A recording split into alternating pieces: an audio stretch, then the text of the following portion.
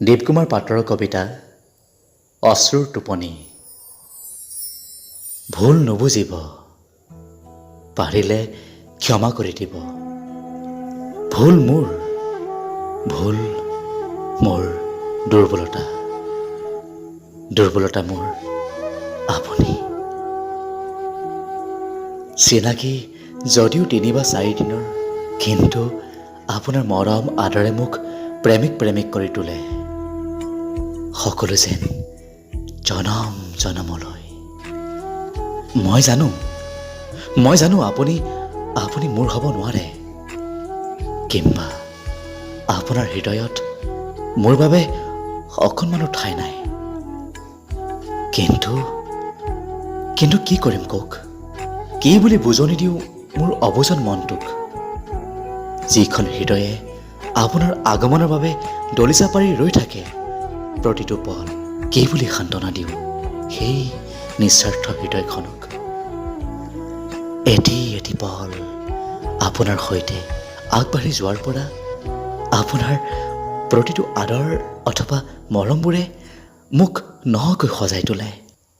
যদিও বেছি সময় নহয়, তথাপি কিয় জানো এনে লাগে যেন মই কেৱল আপোনাৰ আৰু আপুনি কেৱল মোৰেই।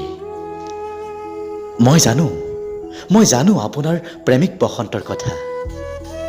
মই জানো বসন্তৰ কলিমাতৰ ভাষা, কিম্বা মই জানো বসন্তৰ প্ৰথম জাক বৰষুণৰ কথা। সকলো জানিও কিয় জানো বাৰে বাৰে আগবাঢ়িব খোজে মোৰ অবুজন মনটোৱে, আৰু আকোৱালি ল'ব খোজে মোৰ নিস্বাৰ্থ হৃদয়খনে কেৱল আপোনাকে। যেন ময়ে বসন্ত আৰু আপুনি মোৰ বহাগী।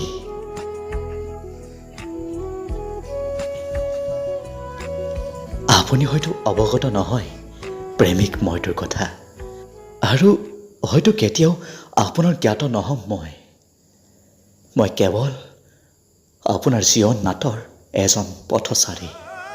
কিন্তু আপুনি মোৰ জীৱন নাটৰ এক সুখৰ অধ্যায়, যিটো অধ্যায় মই বাৰে বাৰে পঢ়িব বিচাৰোঁ, আৰু যিটো অধ্যায় মোৰ অতিকৈ প্ৰিয়।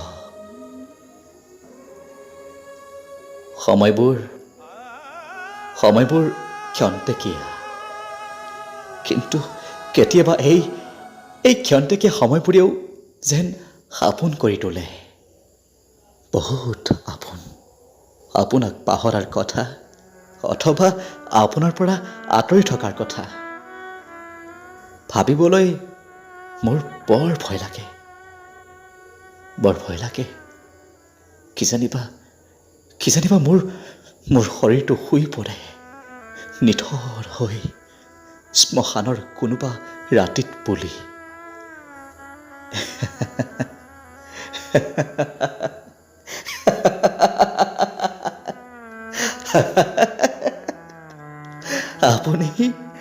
আপুনি মোৰ অভ্যাস, যাৰ অবিহনে না টোপনি যাব পাৰোঁ, না উজাগৰে ৰাতি পাৰ কৰিব পাৰোঁ।